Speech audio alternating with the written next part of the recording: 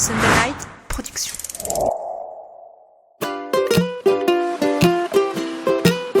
Bienvenue sur Mordu, le podcast des passionnés de glisse et d'outdoor. Mordu. Mais aïe! Hello, bienvenue sur Mordu, le podcast des passionnés de glisse et outdoor. Je suis Mathieu et je vous retrouve pour un épisode exceptionnel. Nous l'avons enregistré depuis la station de La Rosière dans les Alpes où nous participions au Safety Shred Days. Les Safety Shred Days, c'est une semaine dédiée à la formation au secours en avalanche. Les meilleurs riders mondiaux sont présents et j'ai eu le plaisir d'accueillir sur Mordu le fondateur de cet événement, Victor Davier. Victor est bourré d'énergie, snowboarder pro depuis 12 ans, champion de France, champion d'Europe, organisateur d'events, ambassadeur pour des causes écologiques ou sociétales, il est aussi chef d'entreprise. C'est après 2 gros accidents, des avalanches, que Victor a décidé de sensibiliser et former le grand public. On a parlé de ces moments extrêmes avec lui et de ce que chacun de nous doit savoir en ski ou en snowboard. Vous verrez que la dernière partie de l'épisode où Victor nous raconte son incroyable aventure avec la fédération afghane de snowboard est juste incroyable, j'en ai encore des frissons. C'est parti pour ce nouvel épisode de Mordu, Victor Davier, le Yes Man. Salut Victor, bienvenue sur Mordu. Salut, merci de me recevoir. Bah tu rigoles, hein, c'est toi qui nous accueille à la Rosière dans le cadre des Safety Shred Days. On va y revenir. Victor, t'es pro rider en snowboard depuis 12 ans, t'es aussi organisateur d'événements, chef d'entreprise, ambassadeur engagé auprès de causes sociétales et environnementales. On va aller dans le détail de tout ça, mais avant de commencer, est-ce que tu peux nous dire comment t'as commencé le snowboard ? Ma marraine et ma mère faisaient du snowboard, c'est ce qui m'a donné envie de commencer. J'ai commencé dans une petite station au-dessus du lac de Serpenson dans les Hautes-Alpes, à côté de Gap, à Réalon, à faire du snowboard avec mes chaussures de ski. J'ai tout de suite été accro, mais ce que je me souviens le plus, c'est vraiment la première fois en dessous du télésiège sur une petite bosse que j'ai réussi à faire un grab et à attraper ma planche.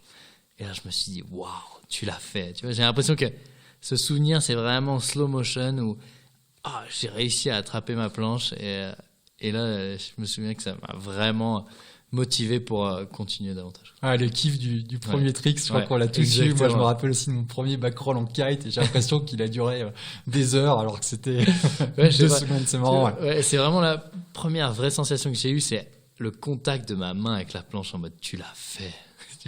Et alors, du coup, direct, t'as enchaîné les compètes. Comment ça s'est passé ? Dans le sud, on a été élevé pas vraiment à la compète. J'ai ensuite intégré à l'âge de 11 ans un club, mais c'était vraiment un peu à la route, quoi. C'était ils nous amenaient, il y avait des super coachs, mais c'était vraiment très amical. On allait 2 fois par semaine faire du snowboard avec une énorme bande de potes. Mais il y avait des petites compètes locales, mais rien de très sérieux. Et je me suis mis à la compète par rapport à mes potes assez tard. Et ce que je trouve assez sain, parce que c'était pas on va faire du snowboard pour faire de la compète. C'était on va faire du snowboard parce que c'est cool et parce qu'on est entre amis dans la montagne à essayer de faire des tricks.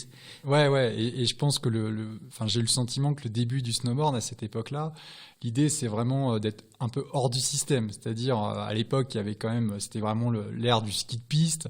Et là, toi, tu prenais le snowboard, tu faisais 3 mètres sur le côté, t'allais pas forcément super haut, mais t'allais avec tes potes. 2 bières ou 3 coca avec une pelle et puis voilà, tu faisais l'après-midi là, c'était exactement. Cool quoi. Ouais, et on faisait nos petites vidéos, on était à fond. Après les coachs, ils se sont connectés avec d'autres coachs et ils ont dit finalement ils font pas de compète mais ils sont quand même bons ils sont quand même bons nos jeunes, donc on va essayer de les mettre sur une ou 2 compètes. Et ça a tout de suite bien marché. Première compète, premier podium, qualifié pour les championnats de France. Et là, pour la petite anecdote, c'était marrant. Donc ma mère nous amène avec mon pote Benoît, qui avait été aussi sélectionné, à notre premier championnat de France. On se perd sur la route avec un col fermé pour y aller, on met le double de temps. On arrive sur place, on dort là-bas, et le lendemain matin, la compète devait commencer. Et là, on se pointe pour récupérer nos dossards. Mais vous n'êtes pas au courant ? La compète a déjà commencé, il y avait un Riders Meeting. Comment ça, un Riders Meeting, ça veut dire quoi ? Oui, allez-y vite, ça va commencer. On arrive là-haut. Il appelle directement le dossard de mon pote. Le mec bien échauffé. Il pose son sac, il s'envoie, il s'éclate bien sûr parce qu'avec trop de motivation et voilà. Et donc premier championnat de France, ça avait été une catastrophe. Et l'année d'après, j'ai gagné les championnats de France, ce qui m'a permis d'accéder à d'autres niveaux, d'être qualifié et sélectionné pour les sports-études. Donc j'ai été en sport-études à Villard-de-Lans. Et c'est là que j'ai commencé à faire plus de compétitions, rencontrer d'autres snowboarders d'un autre niveau, qui faisaient déjà la compète depuis quelques temps, ce qui m'a permis de bien progresser, d'avoir mes premiers sponsors, et voilà, de commencer une vraie carrière. Et du coup, la compétition à l'époque, c'était quoi? C'est une façon de repousser tes limites? C'était une façon de gagner ta vie? C'est l'occasion surtout de faire plus de snowboard.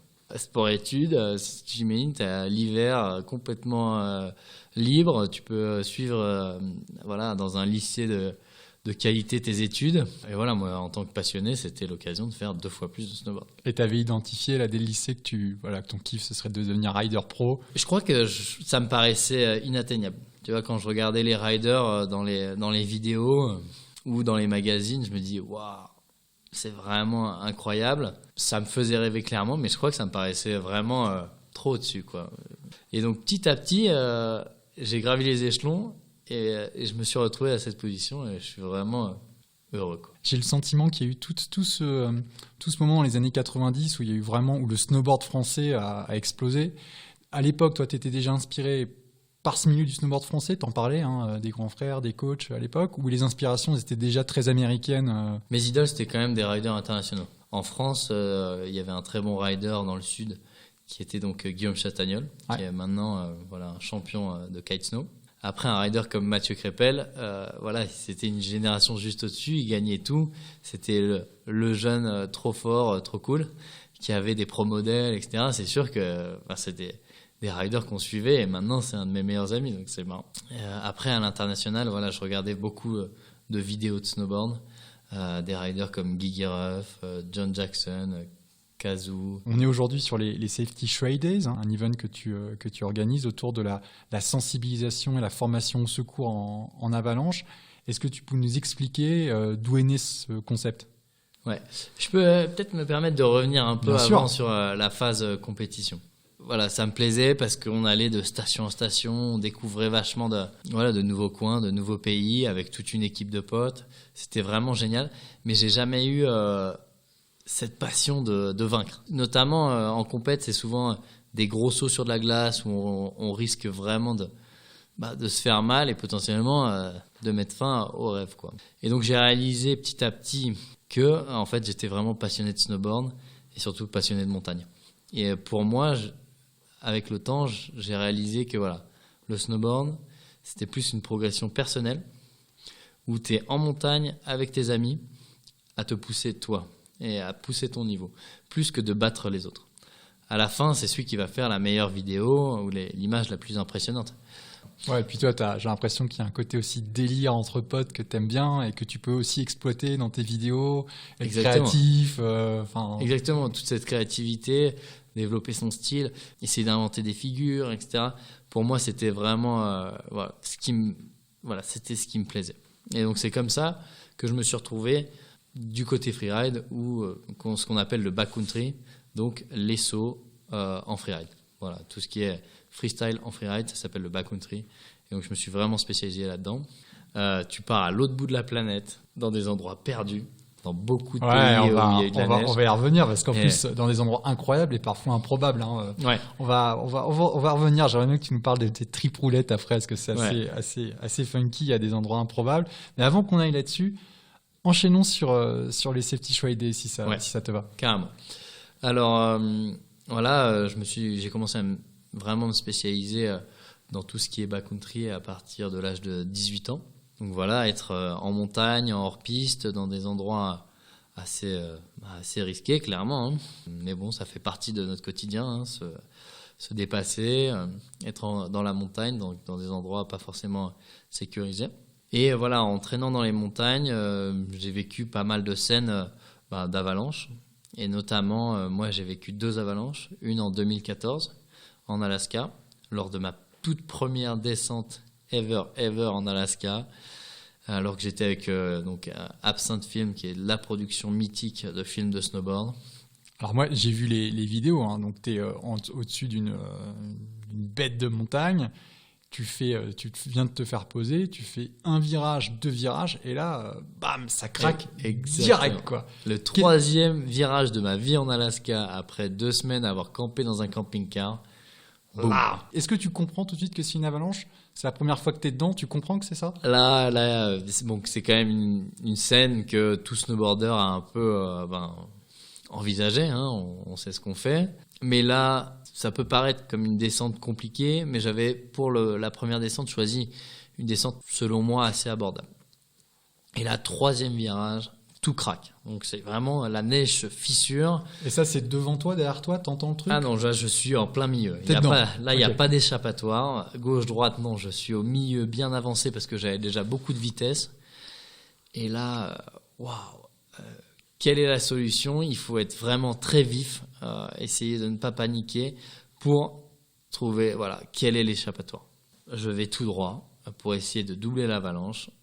J'arrive à la doubler. Malheureusement, il y a donc une gueule de baleine, donc c'est un écartement du glacier, donc un trou qui fait que je le saute, mais à la réception, je tombe et là, l'avalanche est derrière moi alors que j'avais fait le plus gros du travail. L'avalanche est derrière moi, je déclenche mon airbag et je me fais pousser par l'avalanche. Elle me descend, donc je fais vraiment des roulés-boulés dans l'avalanche. Je passe plusieurs fois donc la tête sous la neige. Et donc là, tout ce qu'on t'a toujours dit, essaye de nager, essaye de rester à la surface. L'avalanche commence à se calmer et il me reste juste la tête au-dessus de l'avalanche, quoi. Et donc là, c'est un shooting professionnel avec des guides, des autres snowboarders expérimentés, un hélicoptère. Et ils sont tout de suite venus à moi pour me sortir de la neige. Ça a été ma première grosse expérience en mode waouh, t'as eu vraiment chaud. T'as failli y passer, l'avalanche aurait pu te pousser dans une crevasse qui était à proximité. T'as dit, quand t'es snowboarder pro, tu sais que ça peut arriver, t'as envisagé le cas. Nous ici, sur Mordu, on reçoit beaucoup de surfeurs, de surfeurs de gros, et la première fois qu'ils décrivent, qui vont surfer du gros, ils ont déjà passé beaucoup de temps en piscine, en apnée, voilà. Toi, tu peux te préparer quand t'es snowboarder à vivre ça ? En amont, on avait déjà fait des entraînements et on a eu des retours aussi d'autres snowboarders qui avaient été pris dans les avalanches. On sait ce qu'il faut faire en cas d'avalanche. Mais c'est moins prévisible par rapport à une vague. Tu vas à Nazaré, surfer du gros. Tu sais qu'il y a un monstre derrière toi et tu sais ce qu'il faut faire en cas de pépin.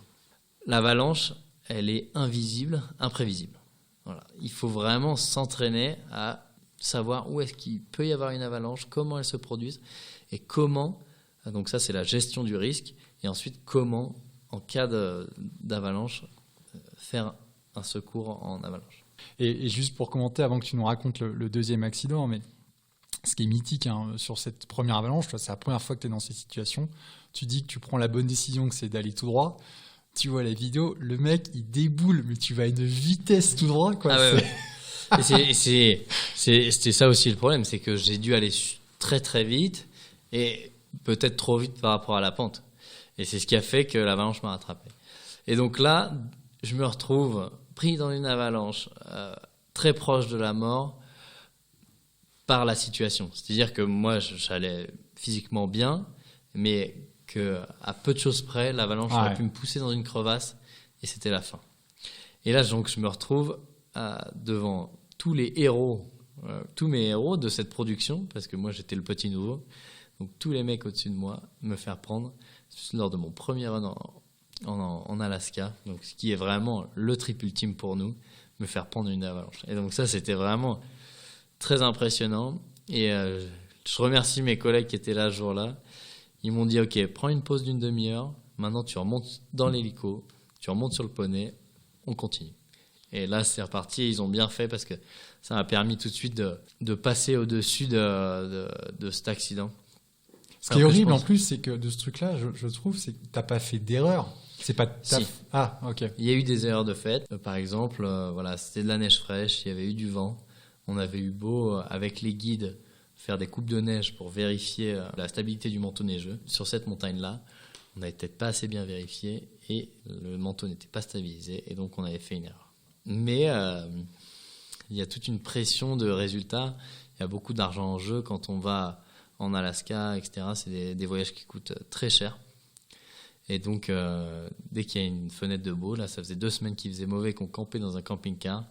Quand il y a eu une fenêtre de beau, il y a eu une petite pression, je pense, médiatique, pression de résultat, qui a fait que ça nous a poussé à faire peut-être cette faute. Et ensuite, donc 2016, deuxième voyage en Alaska, je me reprends une avalanche, certes plus petite, mais quand même c'était un signe comme quoi voilà, il fallait faire attention. Et surtout lors de ce voyage, un ami à moi s'est fait prendre dans une avalanche de manière beaucoup plus sérieuse.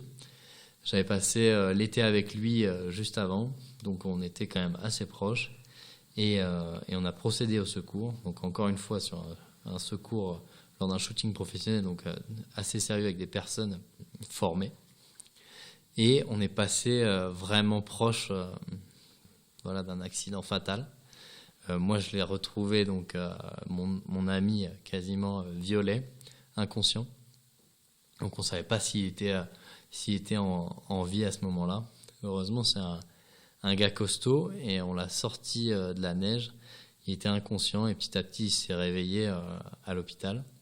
Mais ça a été vraiment l'élément déclencheur où je me suis dit, waouh, il t'arrive des choses à toi, ok. Mais là, de voir son ami dans la neige, violet, inconscient, lui, il n'avait pas fait de grosses erreurs. Voilà, ça a été vraiment traumatisant, clairement. Et c'est ce qui m'a poussé à faire cet événement. Je pense qu'après, avec un peu de recul, c'était une année très difficile. Je suis rentré de ce voyage où voilà, on dépense énormément d'argent à un jeune âge. C'est-à-dire que c'est des milliers d'euros dépensés par jour dans l'hélicoptère pour voilà, espérer donner le meilleur de soi-même. C'est-à-dire une grosse prise de risque. Donc je pense que j'étais quand même bien déconnecté. Et avec le recul, j'étais pas en dépression, mais j'étais complètement déconnecté de la réalité. Entre cet accident qui s'était produit et le reste, c'était vraiment voilà, un choc. Et c'est ce qui a provoqué ma motivation ensuite pour me dire waouh. Là, tout le monde était prêt en cas d'accident. Et l'avalanche, tu as vu, même avec 10 personnes pour le secourir, c'est passé vraiment mais très très juste. Si demain, partout en France ou partout, dans n'importe quelle station, ça arrive à un de tes amis, c'est sûr que tu vas direct à l'enterrement, quoi. Même pas t'essayes de chercher. Parce que dans mon entourage, en général, de notre génération, il n'y a pas de formation adaptée. Et donc, on n'était pas assez bien formés. Et donc, qui dit pas assez bien formé, dit pas vraiment au courant du matériel qu'il faut avoir. Et donc, je me suis dit, voilà, là maintenant, tu vas rentrer à ta maison. Et tu vas te bouger les fesses pour te former, mieux te former tes amis. Et tu vas ouvrir ça à tous les pratiquants. Et c'est pour ça qu'on est là aujourd'hui, au Safety Shred Days, 4e édition à La Rosière. C'est le rassemblement freeride de début de saison, où dans la bonne ambiance, tout le monde se forme et on l'a rendu aussi abordable pour que même les personnes qui n'ont pas forcément le budget puissent se former. Donc voilà. Ici, il y a tous tes potes, toute ta bande de pro-riders qui vient et partager son expérience, mais aussi se former, et aussi tous les amateurs qui sont invités à venir pour se former. Donc il y a des ateliers pratiques.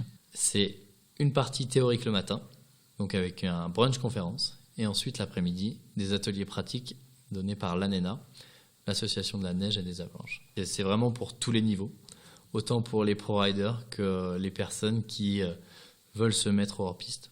Voilà, on estime aussi que dès que tu sors de la piste, tu dois être formé à avoir le bon matériel. Ça, c'est vraiment important. Une avalanche peut se produire juste à côté de la piste, on l'a déjà vu. Si tu fais du freeride, c'est fait pour toi. Moi, je suis bien content d'être là parce que j'adore le snowboard. Et donc, tu vas suivre la formation demain. Ah bah grave. Non, mais c'est Génial. juste super bien. Et effectivement, quand t'aimes le snowboard, que t'aimes les sports de glisse, ce qui est juste mythique, c'est la poudre, quoi. Une fois que t'as essayé, c'est juste pas possible de faire autre chose. Mais c'est vrai que t'es pas formé, quoi. Enfin, moi, je sais, j'ai rien, quoi. Tu vois. Donc, c'est juste trop bien de pouvoir être formé. C'est exactement. Tu vois, l'événement est fait pour une personne comme toi, parce que en fait, t'as pas vraiment eu l'opportunité d'être formé. Ce qu'on veut faire en venant au Safety Shred Day, c'est aussi montrer le bon exemple, communiquer sur le fait qu'on se forme et que tout le monde doit être formé. Et en plus, en montagne, le truc, c'est que tu dépends vraiment beaucoup de ta bande de potes autour de toi. Parce que toi, si t'es formé mais que t'es sous l'avalanche, ça peut t'aider à gagner quelques minutes, mais ce qu'il faut, c'est que les mecs autour soient formés. Et si sur ta bande de potes, il y en a qu'un qui est formé, les 4 autres, ils ont pas le matos, ils ont pas les piquets, voilà. Donc t'as vraiment besoin d'un mouvement collectif, quoi. Exactement, oui. Déjà, s'il y a avalanche, c'est qu'il y a souci. À la base, c'est gestion du risque. Voilà. Le but, c'est qu'il n'y ait pas d'avalanche et de ne pas se retrouver en situation d'accident. Si je passe là, il faut que je fasse attention. Là, il y a des barres rocheuses. Là, il y a une accumulation de neige. Ça peut glisser. Donc, il y a vraiment toute une analyse à développer avant qui est super importante. Ensuite, pépin, mince, avalanche. Qu'est-ce qui se passe ? Là, il faut être formé, avoir le matériel. Et ça, vraiment, ça demande beaucoup d'expérience. Sur une situation, sur des scénarios compliqués, c'est vraiment techniquement délicat. Là, tu rajoutes les émotions en plus. Imagine, c'est ta petite copine qui est sous l'avalanche. Potentiellement, si tu n'as pas les bons gestes, les bons réflexes, elle peut mourir. Dans ton cerveau, là, ça fait bing, bing, bing, bing, bing. Là, tu pètes un plomb. Il faut avoir donc être formé soi-même, avoir le bon matériel, les potes formés avec le bon matériel, avoir les moyens de communication pour prévenir les secours. Ouais, c'est technique, quoi. Et il faut en avoir conscience. Il ne faut pas en avoir peur. Il faut juste être conscient des risques. Moi, ce qu'on communique au Safety Shred Days et à l'esprit, en gros, de notre bande de pro snowboarders, pro freeriders, des marques, de la station aussi, c'est pas n'allez pas en hors-piste, c'est dangereux. C'est allez-y en pleine conscience, formé et avec le bon matériel. Ça, c'est vraiment important. Voilà, d'avoir l'expérience pour se dire non, aujourd'hui, c'est mauvais, je n'y vais pas, j'irai demain ou après-demain. Parce que les conditions sont différentes, plus stables. Ou alors, oula, j'ai appris ça, là, il y a tel et tel signaux, écoute, non, je ne vais pas y aller. Voilà, il faut vraiment savoir renoncer, savoir analyser, et ça, c'est technique. Il y a plein de pro-riders, on va apprendre plein de trucs, il y a de la super neige qui va tomber. Exactement. Donc on va se régaler et on va partager ça avec tous les auditeurs de Mordu via des épisodes de podcast, mais aussi via des vidéos qu'on va mettre sur notre Facebook et Insta. Je pense qu'on va se régaler. Bon, Victor, toi, tu as cette casquette prévention, mais tu as plein de casquettes. Tu as aussi la casquette délire, je le disais tout à l'heure. Ouais. Tu as sorti toute une série de vidéos qui s'appellent les trip roulettes, où tu lances une roulette pour décider si tu vas partir en Corse ou en Ouzbékistan, en utilisant un moyen de transport responsable et avec un guest. Alors, tu es parti dans des endroits absolument improbables, pour moi, pas improbable, mais la Corse, la Grèce, le Pakistan. Est-ce que tu peux me donner ton meilleur souvenir sur un de ces spots Il y a eu beaucoup de très bons souvenirs. C'est fou qu'une planche à neige qui glisse nous fasse vivre autant d'émotions. Traverser la Méditerranée en bateau à voile, en voilier, dans la tempête, pour aller faire du surf et du snowboard en Corse, avec peu d'expérience en voile, c'était vraiment incroyable. Ah, parce que donc la roulette avait décidé que vous partiez en Corse. Exactement. En bateau. Et donc vous partez de je ne sais quel port Toulon. De Toulon. Avec un voilier que nous avions loué à notre cher ami Marcel. Et voilà, on se retrouve donc quand même avec Jérôme Tanon, donc le photographe capitaine de bateau. Donc le but, c'est de voyager avec un moyen de transport écologique dans une destination avec à chaque fois un nouveau guest. Et donc là, la Corse en voilier avec Jérôme Tanon. Donc C'était quel mois, je me suis demandé? Fin février, début mars, il me semble. Et aller rider en Corse, pour un Français, c'est assez incroyable. Mais bref, on est parti dans cette aventure où, surtout au début, on part, grosse tempête, tout le monde malade sur le bateau, sauf 2, Thomas Delfino et moi, et on se retrouve à barrer, alors que le capitaine est en fond de cale à vomir, à barrer le bateau de nuit, avec, dès qu'on se retournait, des déferlantes qui coulaient derrière le bateau, avec les frontales, à tenir notre barre. C'était irréel, quoi. On était là, waouh. Bon début de trip. Et on arrive à Calvi, on amarre le bateau dans le port, et juste à côté, des vagues parfaites, et bien sûr, nous avions pris nos surfs. Donc là, session à 3, tous les 3, en hiver en Corse, juste à côté du port, un magnifique sunset juste à côté de la citadelle en feu. Et c'était irréel. Et le lendemain matin, on prend le train et on va dans les montagnes.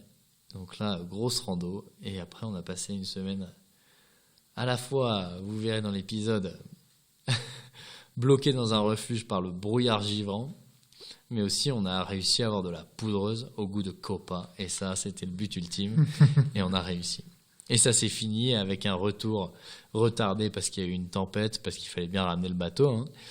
Et voilà, on ramène le bateau et à un moment, on fait les cons sur le pont, vous verrez. Et là, il y a des dauphins qui sautent pour nous remercier de ce beau trip. Donc ça, c'était vraiment un super bon moment avec des bons amis. Alors la préoccupation écologique, c'est quelque chose qui est récent chez toi? C'est quelque chose dont tu as pris conscience il y a plusieurs années? J'ai toujours été vraiment très sensible à l'écologie. Un souvenir que ma mère me ressort souvent, c'est que tu tapais des crises. On allait chercher un sapin de Noël. À l'époque, ça se faisait bien. Hein. On coupait le sapin, on le ramenait à la maison. Et moi, couper un arbre, mais c'était un crime. Vraiment, c'était le pire des crimes, quoi. Tu jetais une cigarette dans la rue, pareil, je tapais des crises. Et vraiment, j'ai toujours été... je suis quelqu'un de très calme, mais quand c'est injuste ou irrespectueux, et notamment envers la nature, ça m'a toujours vraiment touché. Étant jeune, j'ai eu l'opportunité de faire pas mal de voyages, donc peut-être de faire un peu moins attention en termes de trajet, etc. et d'impact. Mais j'ai envie de dire que j'étais jeune et que je saisissais naïvement les opportunités. Maintenant, c'est clair que je m'y intéresse plus, je sélectionne plus. Et ce que j'ai envie de promouvoir, c'est vraiment en partie le respect de la nature. Alors, tu es notamment ambassadeur d'une initiative qui s'appelle POW, Protect Our Winter. Est-ce que tu veux nous en dire deux mots? Donc, Protect Our Winter, c'est une association à but écologique et qui fait une multitude d'actions, notamment politiques, éducation. Je m'implique à mon niveau. Par exemple, hier, on a fait une conférence lors des Safety Shred Days, où on a présenté le dernier film Protect Our Winter, et on a débattu ensuite par rapport à ça. Qu'est-ce que les amateurs peuvent faire pour avoir une pratique du ride plus responsable? Plus responsable, dans un premier temps, essayer de rider local et de rider en transport en commun. C'est-à-dire, au lieu de partir avec chacun sa voiture, partir potentiellement en train ou au moins essayer réellement de covoiturer. Ça, c'est une des principales batailles de Protect Our Winter. Et moi, une petite anecdote personnelle, avant, je ne serais jamais parti en covoiturage parce que tu vois, ça saoule au début. Tu vas te dire, je vais prendre des mecs, puis c'est pas pratique et tout ça. Et je l'ai fait assez récemment où j'ai mis un mot sur un groupe Facebook, le truc que j'aurais jamais fait il y a 3 ans, tu vois. Et en fait, écoute, c'est chambé, quoi. Tu rencontres du monde, tu tapes la tchatch, tu divises ton bilan en carbone par 4. Ouais, mais il y a certains potes qui sont assez hallucinés. Et moi, j'adore le covoiturage. Déjà, j'aime pas conduire. Tu vois, conduire dans ta voiture, moi, je trouve que c'est un peu une fuite de temps. Je suis vraiment sur plein de projets différents, donc vraiment, je me retrouver seul en voiture, mis à part avec un bon podcast, maintenant, j'aime bien. Mais sinon, ça m'intéresse pas trop. Donc, je conduisais très vite, tu vois, pour essayer d'arriver le plus rapidement possible d'un point A à un point B. Donc, j'ai perdu beaucoup de points, ce qui était vraiment, au final, un peu idiot. Donc là, je me suis mis au covoiturage à un moment. Et ça me permettait, tu es obligé de respecter les limitations de vitesse. Tu rencontres des gens incroyables. C'est vraiment un mix de sociétés. J'aurais jamais rencontré ces gens-là. Je trouve ça... Et c'est des gens avec qui je suis encore en contact, tu vois, c'est assez fou quand tu fais des gros trajets, de rencontrer des gens comme ça, tu passes quand même 5-6 heures à discuter avec elles. Des fois de sujets assez personnels, tu te livres peut-être des fois plus parce que c'est une personne que tu reverrais jamais. Donc je trouve qu'il y a une certaine franchise assez incroyable. Et donc bref, tout ça pour dire, moi j'adore le covoiturage et c'est souvent des trajets assez... Victor Davier est sur Blablacar, il y a 10 € de réduction avec le code mordu, n'hésitez pas, vous serez bien reçu. Non mais moi j'ai pas de souci avec ça, et au contraire, c'est souvent marrant des fois les gens qui captent après, ils disent « Ah mais je suis vraiment monté en voiture avec un ProRider, c'est marrant. » Alors, t'es covoitureur, mais t'es tu fais plein de choses, hein, je le disais dans l'intro. T'as aussi ta petite entreprise. Enfin, je dis petite, c'est une entreprise, Pag Neckwear. Vas-y, raconte-nous les origines de Pag Neckwear, parce que c'est assez sympa. Pag Neckwear, on est en 2022 et ça existe maintenant depuis une grosse dizaine d'années. À l'époque où je commençais à faire beaucoup de snowboard, moi j'ai toujours eu ce froid dans le cou que je détestais. Donc j'ai essayé de mettre des écharpes et avec les écharpes et une veste de ski, tu n'arrives jamais à fermer ta veste jusqu'en haut. Et ça m'énervait. Et donc un jour, j'ai été dans l'atelier de ma grand-mère, qui est couturière, et j'ai dit mamie, est-ce que tu peux juste me prendre ces 2 bouts de polaire là, tu me les mets ensemble, ça me fait un cache-cou. Bah écoute mon petit-fils, pas de souci. En 2 coutures c'était fait, je me suis dit pas mal. Puis on a décidé d'en faire avec du tissu à l'extérieur pour pas avoir l'effet polaire. Donc tout de suite ils étaient un peu stylisés. Et ensuite mes potes du club, mon frère aussi, se sont dit non mais attends, mais moi aussi j'en veux un. Donc mamie elle a commencé à en faire pour tout le club quoi, gratuitement bien sûr.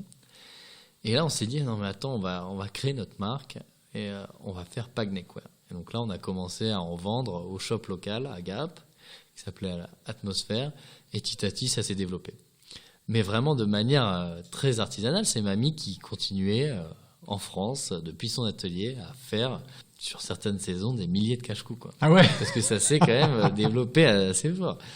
Donc voilà, c'était notre chinoise, on l'appelait, parce qu'elle passait sa vie vraiment à coudre des neckwear pour ses petits-fils. Et donc nous on lui faisait des chèques parce qu'il fallait bien qu'on la paye, donc on faisait des chèques à mamie en échange de sa couture. La marque s'est désormais bien développée. Malheureusement, mamie a vieilli. Elle est toujours impliquée dans Pag parce qu'elle elle souhaite l'être et nous aussi. Elle gère le compte Instagram, j'imagine. Non, mais elle regarde tous les jours Instagram pour suivre les actus de Pag. Et donc, ça nous tient à cœur de continuer à faire du Made in France. Donc, tout est fait en France, mais ce n'est plus mamie qui confectionne nos cache-cous. Mais voilà, on a des ateliers de confection en France. Tout est designé par une designeuse en France. C'est une marque qui est portée par tous nos amis pro-riders, que ce soit skieurs, snowboarders, parapentistes. Buy local, ride local. Exactement. Excellent. Voilà, et c'est aussi, on est tous un peu passionnés de mode, donc il y a vraiment une influence assez stricte dans des produits de technique montagne. Alors, ce qui amène une question, c'est comment tu organises ton temps là ? Est-ce que tu as beaucoup d'activités ? Là, j'essaye vraiment de diminuer un peu mes projets, parce que je fais tous ces projets par vraiment pure passion. C'est-à-dire que dès que j'ai une idée, une envie, j'y vais vraiment à 300%. Maintenant, j'essaye un peu d'organiser tous ces projets. Parce qu'à côté de ça, il y a d'autres choses. Il n'y a pas que ça. Je garde vraiment des moments où je me fais plaisir, c'est-à-dire snowboard, surf, foil, parapente. Et à côté de ça, je bosse quasiment non-stop, mais j'ai pas l'impression de bosser. Là, je te dis bosser parce qu'on parle pour certaines personnes, ça peut être du travail, mais je ne vois pas les heures passées derrière ces projets parce que vraiment, je le fais par pure passion. Alors, tu m'offres une super transition. Je voulais te demander de quel sport autre que le snowboard tu pratiquais. Tu t'es mis au foil ? Alors, ouais, à Annecy. Donc, moi, je suis originaire des Alpes du Sud, mais j'habite à Annecy depuis maintenant presque 10 ans. Et donc, on a une petite équipe à la base de pro-skieurs, pro-snowboarders qui font beaucoup de kite. Moi, je fais pas de kite, mais à cause du Covid, mon voisin...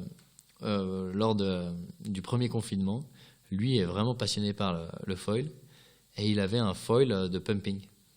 Donc voilà, c'est un foil un peu plus gros que les autres qu'on pousse depuis un ponton pour générer sa propre vitesse. Et donc c'est assez technique d'apprendre le foil de pumping et lui il en faisait. J'ai eu la chance de faire un confinement au bord du lac d'Annecy et sur le ponton d'à côté, il faisait du foil de pumping et donc je lui ai dit attends, t'es solo dans ta maison, il y a peu de chances que t'aies le Covid. Moi, je suis solo dans ma maison à côté. On va apprendre ensemble. Et donc, c'est comme ça que je me suis mis au foil. Et suite au confinement, on a créé une petite équipe de foilers à Annecy qui s'appelle Annecy Foil Team. Et donc, je me suis mis au foil. Et toujours en pumping alors ou Alors, en pumping. Et l'objectif, c'est bien sûr à l'océan de surfer en foil sur des vagues. Et donc, voilà, on a fait nos premiers essais cet été. Alors du coup, le fait de commencer par le pumping, ça aide énormément en vague ouais. derrière. Bon, toi, tu sais déjà surfer en plus. Hein, donc, Clairement, ça aide. Ouais, ça aide énormément. Notamment parce que voilà, t'as pas à apprendre l'équilibre. Tu passes énormément de temps debout sur la planche. Donc voilà, ça aide énormément. Et puis le pumping, quand tu le vois bien fait, tu te dis que c'est facile. Moi, j'essaye un peu. C'est pas si simple que ça. Non, là. c'est clairement. Ouais, il faut y passer du temps. Et c'est pour ça que ça nous a pris une bonne moitié de confinement à bien capter. Ouais, c'est bien, c'est un confinement bien rentabilisé. Est-ce qu'il y a des trucs que t'as pas essayé, que t'aimerais essayer? Donc là, récemment, c'est marrant que tu me poses cette question parce que voilà, j'ai envie d'apprendre des nouveaux sports, des nouvelles notions. Donc je me suis mis au foil, ça c'était vraiment intéressant, à la voile. Voilà, ça, je trouve que se déplacer avec le vent, c'est noble et attirant, quoi. Se déplacer avec, grâce à la nature, je trouve ça génial. Et parapente aussi. Voilà, il y a une grosse mode chez les pro snowboarders de faire du parapente. Par exemple, hier soir, au Safety Shred Days, après avoir fait donc la journée, le Riding Day avec tous les pros, ça s'est terminé par une session de parapente. C'est quel kiff tu trouves dans le parapente? Se déplacer dans les airs, c'est vraiment magique, quoi. Et la connaissance de l'aérologie. C'est vraiment un sport technique où l'air, c'est quand même assez imprévisible. Essayer de comprendre et de maîtriser un petit peu l'aérologie pour pouvoir se déplacer, c'est vraiment, vraiment beau. Il y a un sujet qu'on n'a pas encore évoqué ensemble. Hein. Je disais tout à l'heure que tu avais fait un trip au Pakistan. Je crois qu'il s'est passé pas mal de choses intéressantes là-bas. Est-ce que tu peux nous en parler? Donc l'année dernière, en février dernier, j'ai eu l'opportunité de partir au Pakistan avec une association qui s'appelle Zom Connection. Parce qu'il faut savoir que je suis quand même un yes man. Donc dès qu'il y a des projets cool et qui me tiennent à cœur, je peux pas dire non et j'y vais plein cadre. Et donc là, il y a le guide pro snowboarder et guide de haute montagne Pika Eri qui m'a proposé de partir avec son association au Pakistan. L'association Zom Connection, elle a pour but de collecter du matériel dans les Alpes et de l'envoyer par cargo au Pakistan pour ensuite éduquer la population au ski, au snowboard, au ski de rando, au hockey, donc tous les sports d'hiver. Et donc j'ai fait partie de cette équipe de 10 guides, pros, moniteurs de ski ou même passionnés. Où on est parti au Pakistan dans différentes contrées, distribuer et apprendre et partager notre passion avec des nouveaux pratiquants du coup. Il faut savoir qu'au Pakistan, il y a donc 230 millions d'habitants, des montagnes incroyables. Voilà, par exemple, le K2 est au Pakistan. Ils ont donc beaucoup de régions enneigées, mais il n'y a que 3000 personnes sur ces 230 millions qui pratiquent le ski et le snowboard. Et donc, on a été dans différentes régions, distribuer le matériel et apprendre à la population. Et on s'est retrouvé aussi sur un festival.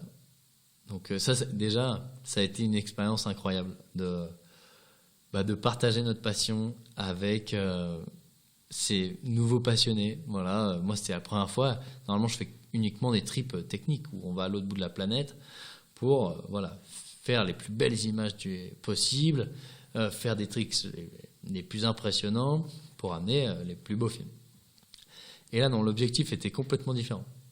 C'était le matin, tu te lèves et tu vas distribuer du matériel et ensuite tu vas leur apprendre à faire du snowboard. Je me trimballais avec ma bande de riders débutants.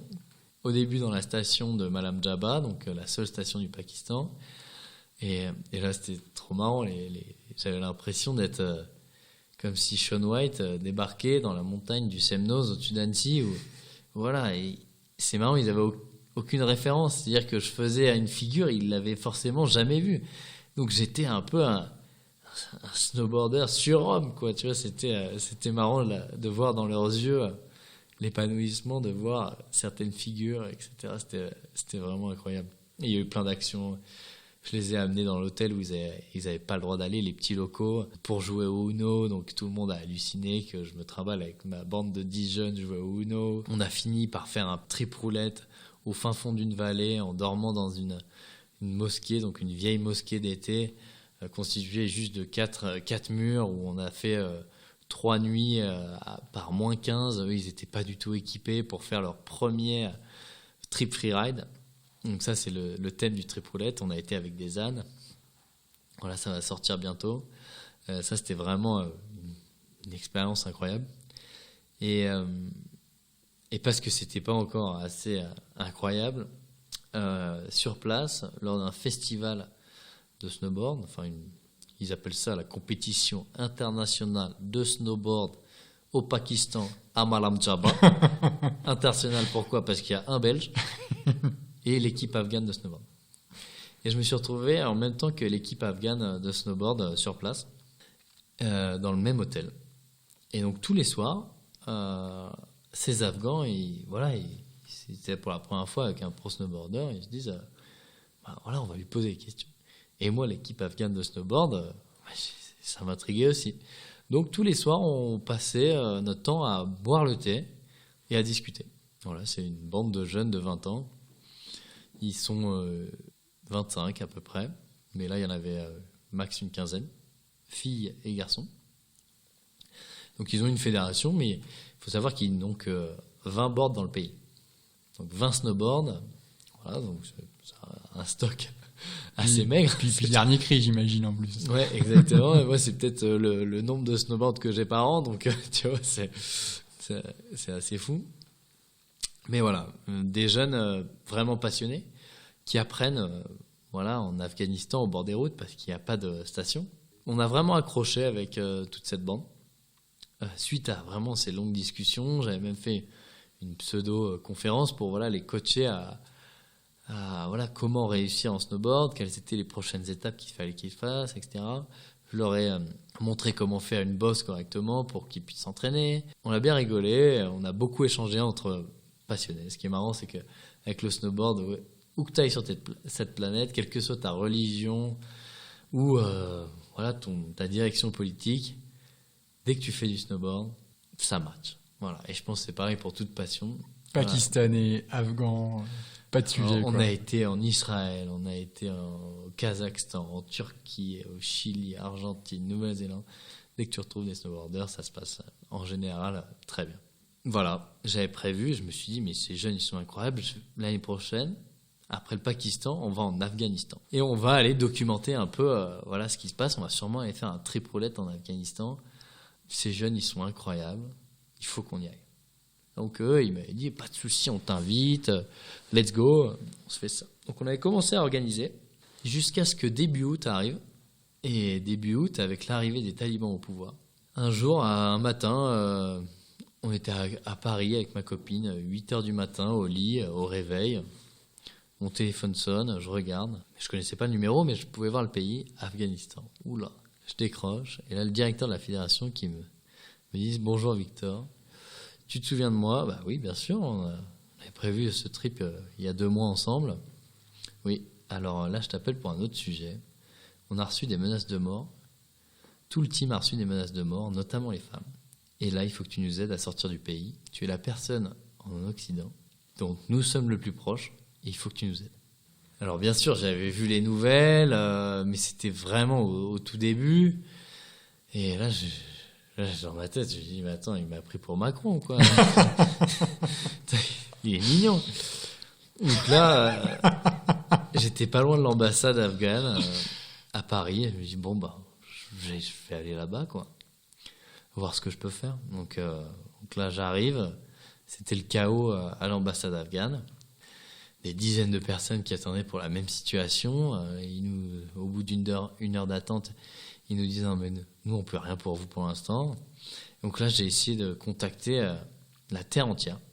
Vraiment, tout ce que je pouvais.